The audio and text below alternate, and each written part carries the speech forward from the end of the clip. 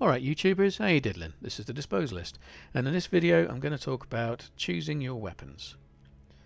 At the end of my last video I was talking about spawning and how important it was to pick the right class and loadout for the situation you're about to spawn into.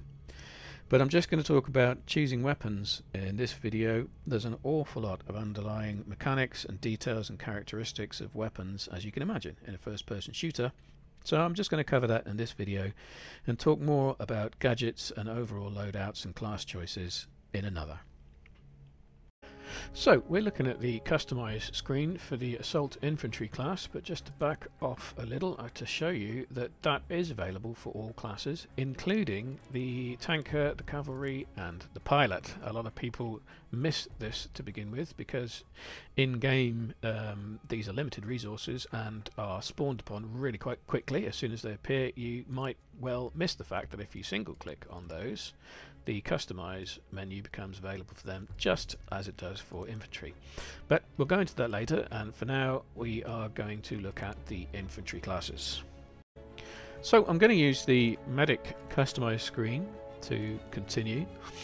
Medic rifles are nicely comparable for my purposes, but it's the same in each infantry class. What you'll see is the primary, the sidearm, a couple of gadgets, a grenade and a melee weapon.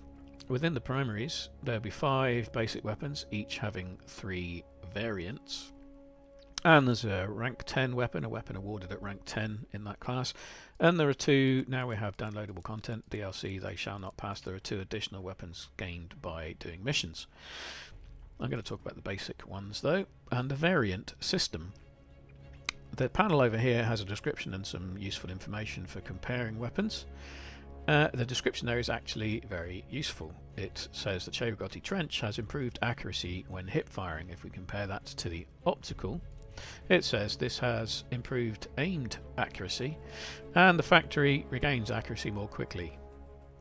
And that is a description of the variant trench, optical and factory across all weapons actually, and across all classes even. So if we look at the Storm, any Storm variant in any of the class weapons will reduce recoil while firing. And that's how the variant system works. So that's a good start for comparing weapons, for picking ones appropriate to the situation that you're in. So next I'm going to talk about these bars. Now these are used as a comparison. They're not absolute values. In fact, the underlying values for these charts, there can be more than one. For example, that damage value tends to take into account the damage drop-off as well. If we look at the auto-loading 3.5, it says the extending has less damage output, but that's possibly used due to the damage drop-off being much earlier and more severe, as much as it being a 0.25 variant. So they're useful relative values. If the more slimmer the weapon is, the more useful it is. So if we compare the trench and optical, I'm selecting the trench and then hovering over the optical, you can see the green bar for accuracy indicates that the optical has higher accuracy, but the red bar for hip fire indicates it has less accurate when hip firing. And the factory, less accurate when hip firing but more control, better recoil characteristics. So they're useful as a direct comparison, but across weapons also, not just across variants, across weapons, if we compare the Cherogoti optical with the Selbstlatter optical, you can see it says the Selbstlatter has more damage and accuracy and control also, but less hip fire. So you can be pretty sure that that means the Selbstlatter in general, compared to the Cherogoti, will have more damage and accuracy and better recoil characteristics, but not as good when hip firing. You can also see there's a damage drop-off comparison there. The reduced drop-off, the lower drop-off there, is the Selbstlatter. If I go back to the Cherogoti, that's its drop-off characteristics. When I hover over the Selbstlatter, you can see it's putting the dotted line there for the Cherogoti, and you can see the Selbstlatter has less drop-off. So those are useful in comparison of similar weapons. A rather less complex stat, but very important, is rate of fire. I believe this number here is supposedly in rounds per minute, so the Cherogoti there can fire 300 rounds per minute. That means 5 per second, and I suppose if I really spammed that trigger button, I could maybe fire 5 rounds in a second. And if we compare it to the Subsladder Optical, that does 225 rounds per minute, which is useful in comparison, because if you remember well, you can see there that the damage for the Subsladder is slightly higher than the Che-Rigotti, but if you take into account that its rate of fire is maybe nearly a third less, then the output of damage over time is going to be less probably for the Subsladder. And that's the kind of thing you've got to weigh up when comparing two weapons. Next thing we're looking at here is fire mode. You can see the Che-Rigotti has 2 fire modes available. A lot of people don't realise this in game. You can press the V key on a PC, I'm not sure what it is on console, and it will change the fire mode from the default single fire to be automatic. If you hold the trigger down, it will fire as fast as it can. I believe there's a couple of weapons. The sweeper also has that option. Ammunition here. The 1070 indicates that the weapon itself holds 10 bullets before needing to reload, and the ammunition reserve that your soldier will have when spawning is 70 bullets, so you can reload 7 times. It's not actually indicating a 10 bullet magazine. I believe the Che-Rigotti has 2 5-bullet clips that it reloads, and the reloading method is kind of a hidden statistic that you do need to consider when comparing weapons. I may as well talk about it now. As I say, the Che-Rigotti, I believe, reloads in 2 5-bullet clips. If you fire 1 bullet and reload, it will reload 1 bullet individually. You fire 3 bullets, it will reload 3 bullets individually and take quite a while to do so. If you fire 5 bullets, it will reload in a 5-bullet clip, which takes about the same time as reloading 1 bullet. And if you fire all 10, it will reload 2 5-bullet clips. So the way that you reload can change the time it takes to reload quite significantly. Whereas the Subsladder here says it has ammunition 2652, and that's indicating a 26-bullet magazine in this case, and that magazine is an advantage over clips, say, because no matter how many bullets you fired out of the magazine, when it reloads you discard the magazine and then it reloads a whole 26-bullet magazine.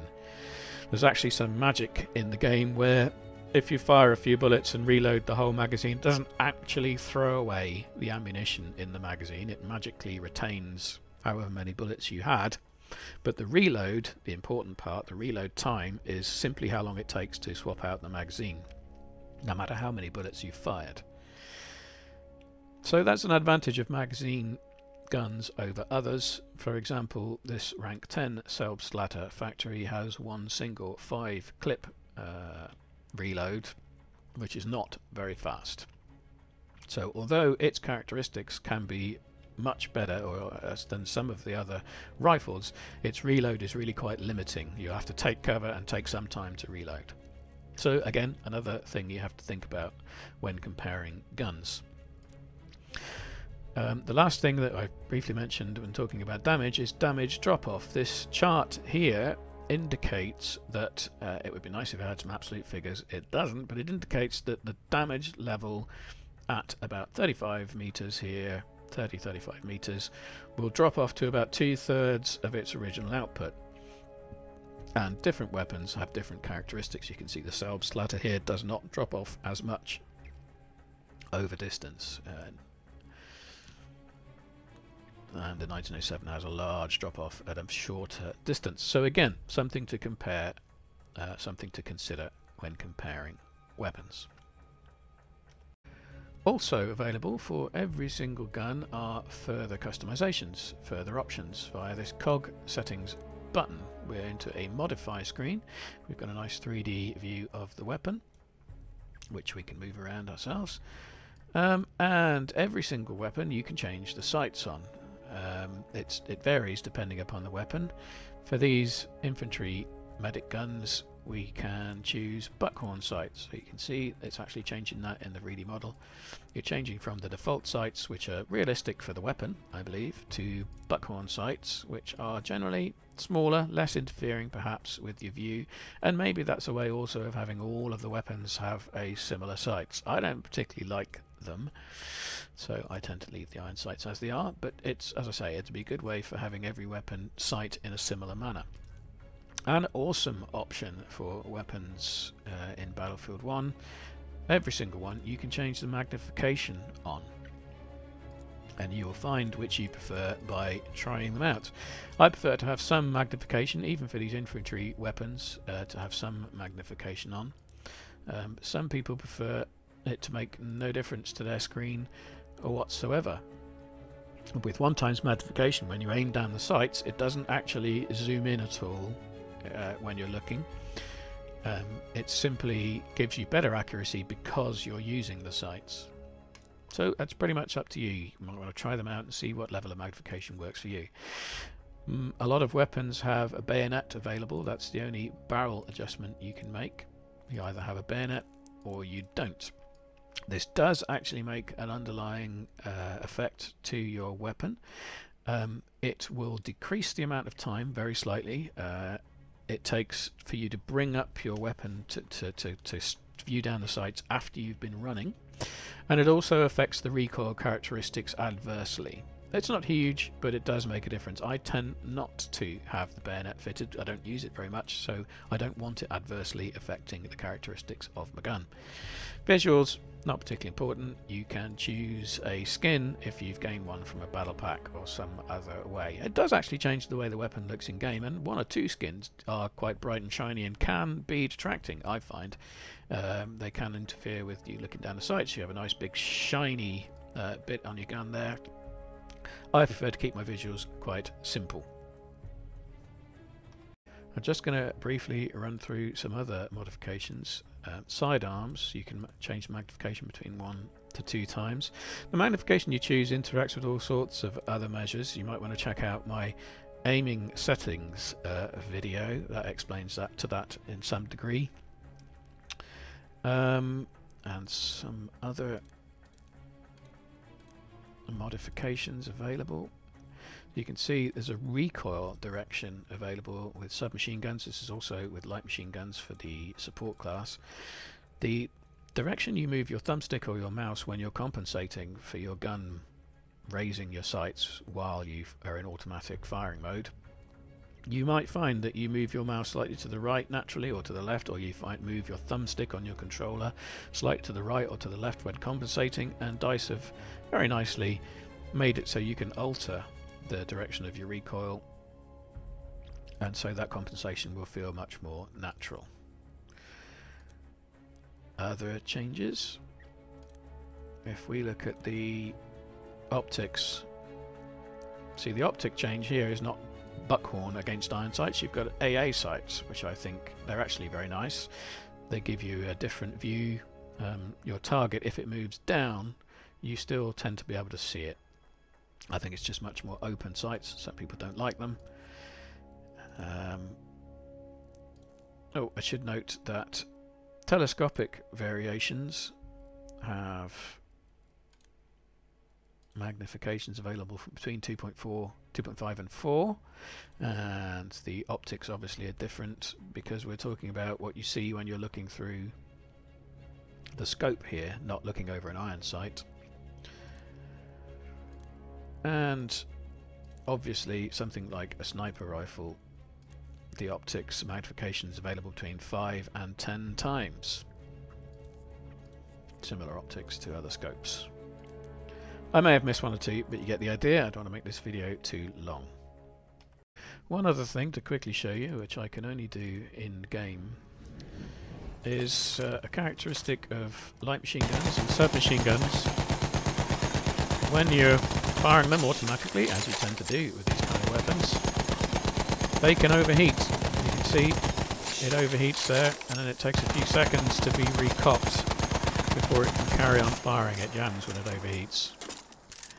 And that is a good example of a hidden characteristic of a weapon that you may need to consider when comparing them against each other. You can see that statistically that MG has a wonderful 100 bullet magazine, but I can actually fire all 100 of those without it overheating twice during that process, taking a few seconds, which could have led to you being killed in game. So something like the Lewis gun with only a 47 bullet magazine in comparison you might think is not as good, but those 47 bullets can all be fired without that Lewis gun overheating. and you won't find this out without trying them. So that's the last bit of advice when comparing primary weapons. Look at all the stats, sure, but try them and see how they work. Myself, I've gone to the extent of service starring every single weapon just to make sure I've had a good feel for them. You might not need to do that, but it's also worth giving them a brief go at least. Sidearms I am just briefly going to mention, since they can be compared in much the same way as the primary weapons are. Pay special attention to the reload cycle. Some of the revolvers only ever load one bullet at a time, some all six, and the clip-based reloading has that magical thing where no matter how many bullets you use, a whole new clip goes in and you don't lose the ones that came out. Marvellous.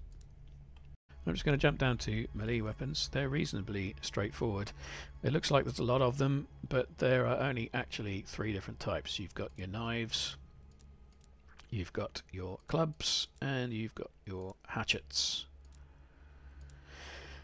The knives have the lowest damage but the highest speed and the largest kill zone. That kill zone is the angle at which you can get a one-hit kill from behind. So with a knife you can come at them from behind at a reasonably wide angle, but still from behind but at a reasonably large angle, and get that one-hit kill. With the club that angle is somewhat reduced, but your damage is increased, your speed is somewhat reduced, so they're sort of the middle ground melee weapon. And with the hatchet types, you're doing the highest damage, but that speed is lowest, and your kill zone, the angle at which you can approach from behind to get that one-hit kill, is the smallest. You have to come really from directly behind them to get that one-hit kill. You can see some of them have utility in addition to just being a melee damage weapon. The hatchet there can break wire and wood. You can smash through barbed wire barriers, and you can break through tables and chairs and things if they're in your way. And the pickaxe there can do damage to light vehicles, though I don't think I've ever had cause to run up to a tank, well, it wouldn't even work with a tank, to run up to a motorcycle and start hitting it with a pickaxe. I'm going to really briefly mention grenades because they're pretty obvious in what they do, and not only that, they've got little videos to tell you what each one does, which is marvellous, so I'll leave you to watch those videos. The only thing I would say is perhaps the light anti-tank grenade has the most utility, being the one that can do a pretty significant amount of damage to tanks and armoured vehicles, and will also kill infantry guys. Last but definitely not least are gadgets. These pretty much define your class. The available selection of gadgets define the role of your class within your team and your squad. I would suggest watching those little videos and giving them a try. There's no statistics for me to explain to you. This video has gone on long enough. I'll perhaps talk about gadgets in another video. For now, watch the little videos that DICE have given you, try them in game, and help out your team and your squad as much as you can with them. So that's that. Thanks for watching. Leave me a thumbs up if you like the video. Leave me a thumbs down if you must. Do leave some comments if you have anything to say, especially if you make your own videos. I'm always interested to hear. So cheers YouTubers, see you next time.